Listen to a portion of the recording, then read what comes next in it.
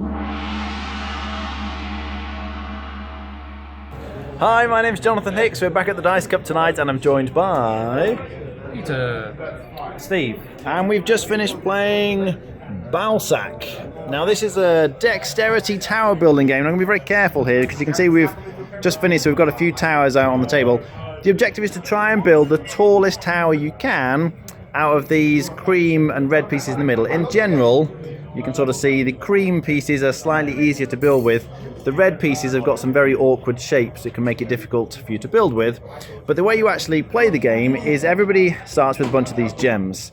And on your turn, you either take a piece from the middle and you say, I want to build with this, but then people can try and bid to take it off you. So Peter might say, no, I really want this piece, so he would bid one of his gems. And then Steve might say, no, I really want it, so then he would have to bid 2. And then if I really, really wanted it, I would have to bid 3. And it carries on going until somebody pays the gems, no one else wants it, and they get to build with it. And then you have to put it on your tower. When you're putting it on your tower, obviously you're trying to make it as tall as you can. You can only, you can't touch the tower with your hand though, so you can't rearrange the pieces. You can try and squeeze these a little bit to fit it in places, but really you're just trying to build with one hand and then you let go. If your tower collapses, then you're out, and whatever the final height of the tower is, that's your score, if you like, at the end.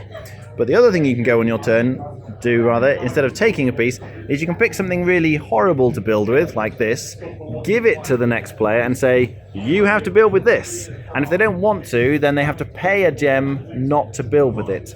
But if they pay, it passes around to the next person, and Steve would now have to pay 2 gems. And if he paid the gems, it would come back to me, and then I would have to pay 3 gems. So you carry on going until somebody can't afford or doesn't want to pay the gems, and then they have to try and build with it. And that can make it very difficult to get the tallest tower you can. All right, what do we think? Well, obviously it's a dexterity game. I'll call it a filler. Uninfused.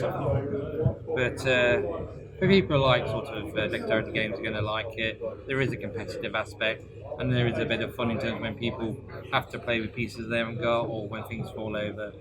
But as a Euro gamer, I'd consider it very light. Okay. Steve? I didn't put my name down to play this game. I was actually pleasantly surprised. I think the bidding element of the gems makes this game playable for me. If it was just building the tallest tower, or if there wasn't some sort of strategy to do with taking this or not taking this, I don't think there'd be much of a game there. But I tried from the start to do Jonathan, and he ended up winning. But I got to the point where I was the only one with gems left. And when that's the case, you can kind of force everyone else to take the pieces they don't want to. And if they all drop out, then you've got a freedom to build the tower you want. My tower fell over, so I couldn't do that strategy. But there is there's more strategy than I thought to when I started the game. So I actually was pleasantly surprised. Rating out of 10? It's not my sort of game. I'll give it a 6. I would play it again, but I was expecting to rate it lower than the 6 when I started. Okay, Peter? I'd rate it a 5. I would play again if I've got nothing else better to do, but I wouldn't seek this out. Okay. I really like this one. It is one of those that you do have to play with the right crowd, I think. So I played it a lot with my family. If you've got friends coming over, you've got kids, for example, it goes down really well with them. It's nice and light. It's fairly quick when everyone gets on with it. And as Steve said, I like the fact there's a little bit of strategy in there. Trying to be careful with your gems, being strategic about what you give, which pieces you give to whom. Gives you something to think about. So, I'm a fan of this one. I'd be on the 7.5, I think. Very happily play this one. All right, thanks for watching. That was Bausack.